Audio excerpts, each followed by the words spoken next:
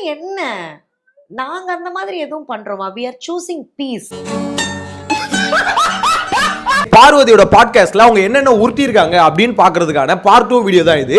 So இந்த வீடியோல பார்த்தோம்னு வச்சுக்கோங்களேன், பார்வதி வந்து திவ்யாவை பத்தி என்னென்ன கழிவு ஊத்துறாங்க, சாண்ட்ராவை பத்தி என்னென்ன கழிவு ஊத்துனாங்க, அவங்கள எங்கெங்கெல்லாம் நியாயப்படுத்திக்கிட்டாங்க, கூடவே கமுர்தினை அண்டர் தி பஸ்ன்னு சொல்லிட்டு இருப்பாங்கல்ல, த்ரோவிங் அண்டர் தி பஸ்ன்னு, அந்த மாதிரி பாத்தீங்கன்னா பஸ் கடியில எப்படி தள்ளினாங்க. அதாவது கமுர்தினை ஒரு இடத்துல பாத்தீங்கன்னா அவன் கெட்டவன் நான் நல்லவதான் அப்படின்ற மாதிரி ஒரு இடத்துல சொல்லிட்டாங்க. அஃப்கோர்ஸ் நிறைய வார்த்தைகள் வந்து நாங்க விட்டுட்டோம். நாங்கன்னா கம்மு இது பண்ணாரு, அந்த இடத்துல நான் வந்து அவரை ஸ்டாப்பும் பண்ணிருக்கேன். ஓவரால் அந்த பாட்காஸ்ட்டை பார்க்கும்போது எப்படி இருந்ததுன்னா, பார்வதி அப்புறம் அந்த ஆங்கர் ஒரு பொண்ணு கூட்டு வந்து வச்சிருந்தாங்களே, அந்த ஆங்கர் யார் தெரியுமா? பார்வதியோட ஃபேன்ஸ் இருக்குல்ல, டாக்ஸிக் ஃபேன்ஸ் கேங். ஸோ அந்த கேங்கில் 1 நம்பர் அந்த பொண்ணா தான் இருக்குன்னு நினைக்கிறேன். இது வந்து இப்போ ஒரு பாட்காஸ்ட் மாதிரி போல.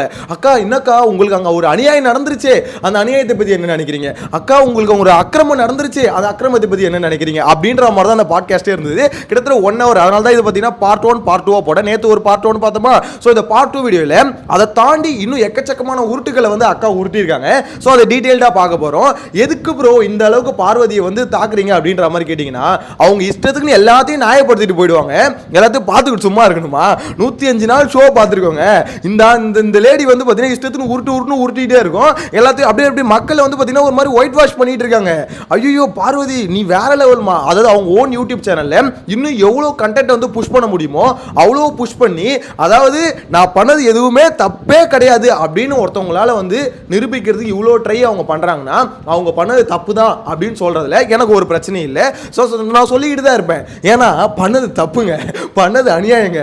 என்ன பேச்சு பேசுறாங்க 2 பேரும் சேர்ந்துக்கிட்டு, அந்த ஆங்கரும் சரி பார்வதியும் சரி கரெக்டான ஆளை தான் கூட்டு வந்திருக்காங்க. செட்டிங்கா இந்த பாருமா. அதாவது அவங்களுக்கு யார் பயங்கரமா வந்து பார்த்தீங்கன்னா எப்படி சொல்றது, சொம்பு தூக்குற மாதிரியோ சப்போர்ட் பண்ற மாதிரி பேசுவாங்களோ கேள்வி கேட்பாங்களோ அந்த மாதிரி ஒரு ஆளை கூட்டு வந்து பக்காவா வச்சு இவங்க பண்ணது எல்லாமே நியாயம் அப்படின்ற மாதிரி சொல்றாங்க. அதாவது மொத்த அநியாயமும் அக்காவுக்கு தான் நடந்துருச்சு. அக்கா யாருக்கும் அநியாயம் பண்ணல, அக்காவுக்கு தான் மொத்த அநியாயம் நடந்துருச்சு. இதுல பயங்கரமான சிரிச்ச சம்பவம் எங்கன்னா, பார்வதி ஒரு இடத்துல சொன்னாங்க, இந்த வீடு வந்து பார்த்தீங்கன்னா அந்த வீட்டுக்குள்ள பர்டிகுலர் அந்த கார் டாஸ்க்ல வந்து அந்த காருக்குள்ள ஒரு டாக்ஸிக்கா இருந்ததான். கமருதீன் வெளியே போனதுக்கு அப்புறம் பார்வதி அந்த இடத்துல திவ்யா அரோரா சுபிக்ஷா இருந்தாங்களே, அது வந்து ரொம்ப டாக்ஸிக்கா இருந்தது. எனக்கு வந்து அவ்வளோ டாக்ஸிக்கா நான் ஃபேஸ் பண்ணதே இல்லை. மொத்த டாக்ஸிக்கா காரணமே நீ தான். இதுல வந்து அந்த இடமே டாக்ஸிக்கா இருந்ததான். இந்த சீசனே இவ்வளோ டாக்ஸிக்கா இருக்கிறதுக்கு காரணமே அக்கா நீங்களும் உங்க அண்ணன் திவாகர் இருந்தாங்க. அதாவது ஒரு சீசனே காலி பண்ணிட்டு இங்க வந்து அந்த காருக்குள்ள ரொம்ப டாக்ஸிக்கா இருந்தது, அது ரொம்ப எனக்கு ஒரு பிடிக்கவே இல்லைங்க அப்படின்ற மாதிரி 2 பேர் மாறி மாறி பேசிக்கிறாங்க. ஸோ என்ன கொடுமடா இது அப்படின்ற மாதிரி தான் வச்சுக்கோங்களேன். எனிவேஸ் 1 by 1 போயிடலாம். முதல்ல இந்த அக்கா வந்து பார்த்தீங்கன்னா சில இடத்துல வந்து சொல்றாங்க, நான் வந்து பார்த்தீங்கன்னா அதுக்கு வந்து ரெஸ்பான்சிபிலிட்டி எடுத்துக்கிறேன், அதாவது நான் வந்து பார்த்தீங்கன்னா அக்கௌண்டபிலிட்டி எடுத்துக்கிறதுக்கு. ஸோ இந்த மாதிரி வந்து பார்த்தீங்கன்னா நான் தான் அதுக்கு ரெஸ்பான்சிபிள். அந்த இடத்துல வந்து பார்த்தீங்கன்னா நான் அப்படி பண்ணது தப்பு தான் அப்படின்ற மாதிரி சில இன்டர்வியூல வந்து சொல்லியிருந்தாங்க, அந்த கார் டாஸ்க்ல தள்ளி விட்டது கரெக்டா. ஆனால் இந்த பாட்காஸ்ட்ல என்ன சொல்றாங்கன்னா, நான் அங்கே வந்து பார்த்தீங்கன்னா அவங்க தள்ளி விடணும்னு நினைக்கவே இல்லை. அதாவது அவங்க வந்து பார்த்தீங்கன்னா இந்த கார் இந்த ரூல்ஸ் படி ஒருத்தவங்களை வெளியே தள்ளலாம் கரெக்டா. ஸோ அதனால தான் நான் தள்ள, நான் வந்து புஷ் தான் கொடுத்தேன், எட்டிலாம் உதைக்கல அப்படின்ற மாதிரி சொல்றாங்க. அக்கா நீங்க எட்டி உதைக்கலையாக்கா? அதாவது அவங்க வந்து புஷ் பண்ணாங்களா, எட்டி உதைக்கல. எட்டி உதைக்கிறதுனா என்னக்கா? இப்படி காலை வச்சு இப்படி தள்ளுறதும் புஷ் பண்றதும் வேற வேற.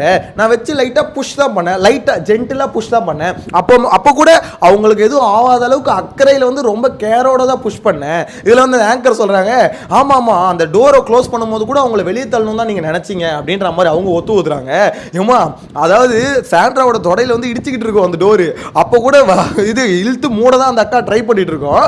இதுல வந்து பாத்தீங்கன்னா ரொம்ப ஜென்டிலா வந்து அவங்க ஹேண்டில் பண்ணாங்களாம். இதுக்கு வந்து பாத்தீங்கன்னா 2 பேர் உட்காந்துக்கிட்டு நியாயப்படுத்திட்டு இருக்காங்க. எனக்கு அதை பார்க்கும்போது எப்படி பார்வதி கொஞ்சம் கூட கூச்சமே இல்லாம பேசல நீ அப்படின்ற மாதிரி பேசிட்டு இருக்காங்க.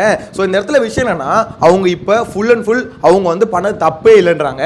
அதாவது ரூல்ஸ் படி நான் பண்ணலாம். அவங்க அந்த கில்லர் காயின் டாஸ்க், அதாவது அதுக்கு முன்னாடி ஒரு டாஸ்க் வந்துருக்கு டிக்கெட் ஃபினாலே, அதில் என்ன போட்டு எல்லாம் அமுக்குனாங்களே, அதே மாதிரி தான் இதில் வந்து பார்த்தீங்கன்னா வெளியே தள்ளி விடுறது ஒன்றும் தப்பு இல்லையே, நான் வெளியே தள்ளி விட்டேன் அப்படின்ற மாதிரி சொல்கிறாங்க.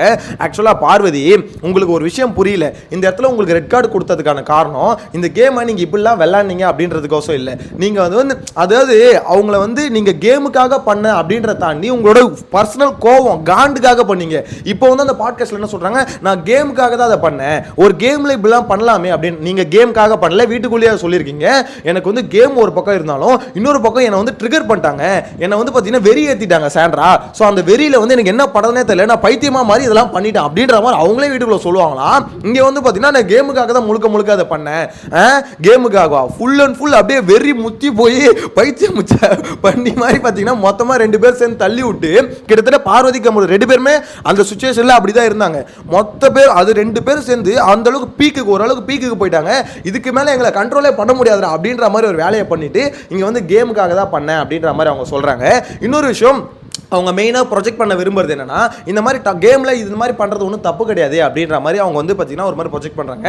ஆனால் என்ன பொறுத்தவரைக்கும் கேட்டிங்கன்னா, அவங்க வந்து சாண்ட்ரா வந்து பார்வதி சொன்ன விஷயத்தை வந்து அவங்க ரிவீல் பண்ணிட்டாங்க. அதெல்லாம் பார்வதி காண்டாயிட்டாங்க அப்படின்ற மாதிரி பார்வதியை சொல்கிறாங்க. கரெக்டாக அதே மாதிரி இப்போ இவங்க என்ன சொல்கிறாங்கன்னா, சாண்ட்ராவும் திவ்யாவை பற்றி சில விஷயம் சொல்லியிருக்காங்க. திவ்யாவும் பிரச்சனையும் சேர்த்து வச்சு சொல்லியிருக்காங்க. நான் நினச்சிருந்தா அதை அப்பயே போய் எல்லாரும் முன்னாடி திவ்யா முன்னாடி ரிவீல் பண்ணியிருந்தேன்னா சாண்ட்ரா நிலைமையை மட்டும் யோசிச்சு பாருங்க. ஸோ அதை நான் பண்ணலை, அதுதான் நான் அப்படின்ற மாதிரி சொல்கிறாங்க. இப்பயும் சொல்கிறேன், அதுதான் நீ. ஒருத்தவங்க வந்து ஒரு பொண்ணை அவங்க ஹஸ்பண்ட் கூட சேர்த்து வச்சு ஒரு விஷயம் பேசுறாங்க அப்படின்னும் போது அந்த இடத்துல அது தப்புன்னு சொல்லிட்டு சொல்லாம, அதாவது எனக்கு அந்த மேட்டர் தெரியல, நான் சொல்லியிருந்தா நான் நினைச்சிருந்தா ரிவீல் பண்ணிருப்பேன் அப்படின்னு பேசுறேன்னா, நீ எப்பேற்பட்ட ஆள், நீ நியாயத்தை பேசுற அப்படின்ற மாதிரி தான் எனக்கு என்னமோ சொல்ல தோணுது. நெக்ஸ்ட் வந்து பாத்தீங்கன்னா இந்த இடத்துல திவ்யா அந்த கார் டாஸ்க்ல வந்து பாத்தீங்கன்னா திவ்யா அரோரா சுபிக்ஷா இருக்கும்போது திவ்யா போட்டு கிளி கழிச்சிருப்பாங்க. கிட்டத்தட்ட ஒரு 8 ஹவர் கிழிச்சிருப்பாங்களா. ஸோ அப்போ வந்து நான் ரொம்ப அமைதியா இருந்துட்டேன். அதாவது உன்னை அடிச்சு நான் ரெட் கார்டு வாங்கிட்டு கூட வெளியே போக முடியும் அப்படின்ற மாதிரி திவ்யா பேசுறாங்க. எனக்கு பேச தெரியாதா? நான் பேசுறேன், அவங்களா தாங்குவாங்களா? நான் ஏதோ கொஞ்சம் சரி ஓகே ஒரு மாதிரி வந்து நம்ம எனர்ஜியை சேவ் பண்ணலாம் அப்படின்ற மாதிரி அமைதியா இருந்தேன். இல்லைன்னு வச்சுக்கோங்களேன் வச்சு கிழிச்சிருப்பேன். திவ்யால ஒரு ஆளே இல்லைன்ற எனர்ஜிக்கு அவங்க பேசுறாங்க. எனக்கு அதை பார்க்கும்போது அப்படியா வச்சு கிழிச்சிருப்பீங்களா? எங்க கொஞ்சம் கிழிச்சிருக்க வேண்டியதுதானமா? எனக்கு புரியல. அந்த இடத்துல பொட்டி பாம்பா அடங்கி இருந்துட்டு இங்கே வந்து அவங்க பேசுகிற விஷயம் எப்படின்னா, ஓகே நான் நினச்சிருந்தா அவங்க 3 பேரும் ஒரு ஆளே இல்லை. ஸோ அவங்க வந்து கமருதீன் இறங்கணும்னு அவங்க இஷ்டத்துக்குன்னு பேச ஆரம்பிச்சிட்டாங்க. சுபிக்ஷாலாம் பேச ஆரம்பிச்சிச்சு, அதை புள்ள பூச்சிக்கெல்லாம் கொடுக்க முடியும்னு கடவா கண்டேன் அப்படின்ற மாதிரி அதெல்லாம் பேச ஆரம்பிச்சு. நான் வந்து பார்த்தீங்கன்னா அமைதியாகிட்டேன். அங்கே நான் அமைதியாக இருந்ததா ரொம்ப தப்பு. நானும் திருப்பி பேசியிருக்கணும். வெளியே வந்து பார்த்ததுக்கு அப்புறம் தான் எனக்கு தெரியுது அது பேர் பயம் பார்வதி. காருக்குள்ளே இதுக்கு மேலே பேசினா எங்கே மூஞ்சில் ஒரு குத்து விட்டுருமோ அப்படின்றது பயம். ஏன்னா ஆல்ரெடி கை வந்து பார்த்தீங்கன்னா மூஞ்சிக்கிட்ட வந்துருச்சு மிரட்டும் போது. ஸோ இதுக்கப்புறம் ஏதாவது பேசினா அவங்க அடிச்சிருவாளோ அப்படின்ற ஒரு சத்தியமாக சொல்கிறேன். பார்வதி அந்த இடத்துல பயந்துட்டாங்க. இப்போ வந்து சொல்கிறாங்க நாங்கள் அமைதியாக இருந்துருக்கூடாது, அங்கே நான் பேசியிருக்கணும். பேர்பட்ட பொம்பளை நான் வந்து அப்படி அடங்கி போகிற ஆளா, நான் வந்து பயப்படுற ஆளா? பயம்லாம் எனக்கு கிடையாது பேட்டி அப்படின்ற மாதிரி அவங்க பேசிக்கிட்டு இருக்காங்க. ஆனால் ஒன்று சொல்லவா, திவ்யா மேலே இது பார்வதி செம்ம காண்டில் இருக்காங்க, கொலை காண்டில் இருக்காங்க அப்படின்றது கிளியராக தெரியுது. ஏன்னா அவங்க சொல்கிற வர விஷயம் என்னன்னா, ஆக்சுவலாக எல்லாம் வெளியே கமருதீன் பார்வதி வெளியே வரும்போது கமருதீன் கிட்ட வந்து திவ்யா ஒரு விஷயம் சொல்லியிருப்பாங்க, வெளியே போய் யார் கூட வேணா சகவாசம் வச்சுக்கோ, அவ கூட மட்டும் வச்சுக்காத அப்படின்னு நம்ம சொல்லியிருந்தாங்களா. அந்த மேட்டரை சொல்கிறாங்க. அவங்களுக்கு ஒரு பொண்ணோட லைஃப்பில் அக்கறை இருந்தால் இந்த மாதிரிலாம் பேசுவாங்களா? அவங்க எதிரியாக கூட இருக்கட்டும், அவள் கூட மட்டும் பழகாத பேசாதுன்றது என்ன? ஏன் அவங்க கல்யாணம் பண்ணி குழந்தை பெற்றுக்கணும் அப்படின்ற ஒரு எண்ணம் அவங்களுக்கு இருக்கக்கூடாதா? அதாவது பார்வதி, ஒருத்தவங்க வந்து பார்த்தீங்கன்னா ஒருத்த வந்து ஆக்சிடென்ட் ஆக போகுது அப்படின்னு தெரிஞ்சா பார்த்து போடா அப்படின்னு சொல்கிறது ஒன்றும் தப்பு இல்லை பார்வதி. அந்த இடத்துல டே கமருதீனே வெளியே போய் யாரு கூட வேணா பழகு, உங்க கூட பழகாத அப்படின்னு சொன்னது காரணம் பழகந்தால் தான் ரெட் கார்டு ஒன்று வந்தது. ஸோ அப்படின்னும் போது திருப்பி அங்கே போய் பழகி திருப்பி வெளியே போய் செருப்படி வாங்காது அப்படின்ற மாதிரி ஒரு அட்வைஸாக பண்ணாங்க. அது கேட்கறது கமருதீன் விஷயம். ஓகேங்களா?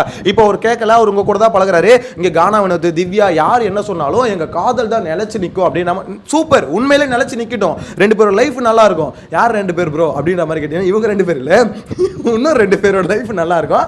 தயவு செஞ்சு சொல்கிறேன், நீங்கள் 2 பேரும் ஒன்றா இருக்கிறது உண்மையிலே நல்ல விஷயம் தான். ஏன்னா கமருதீனுக்கு பக்கவான பேரா நீங்களும் இருப்பீங்க, உங்களுக்கு பக்கவான பேரா அவரும் இருப்பாரு. அது உண்மையிலே சொல்கிறேன், அவங்களுக்குள்ள ஒரு அண்டர்ஸ்டாண்டிங் இருக்குது அப்படின்னும் போது ஓகே. ஆனால் அதை வந்து மற்றவங்க வந்து நீங்கள் பண்ணுறது தப்பு எல்லாத்தையும் அதுக்கு நான் அக்செப்ட் பண்ணிக்க முடியாதுல்ல. அவங்கள வந்து வெளியே வந்து ஒரு டேக் வச்சு கூப்பிட்டாங்களே, இந்த கப்பிள்ஸ் அந்த கப்பிள்ஸ் காஜி கப்பிள்ஸ் அப்படின்ற மாதிரிலாம். ஸோ அதுக்கு அவங்க என்ன சொல்கிறாங்க, ஏன் இந்த சொசைட்டி ஏன் இப்படி இருக்குது, இந்தியா ஏன் இப்படி இருக்குது, இந்தியாவில் தான் இப்படி இருக்கான். அதாவது இந்த சொசைட்டி இன்னும் திருந்தவே இல்லையா, ஒரு பையனை பொண்ணு அப்படி பேசிக்கிறது ஒன்றும் தப்பு இல்லையா, லவ் பண்ணுற பையனும் பொண்ணும் பேசிக்கிறது அப்படின்ற மாதிரி சொல்கிறாங்க.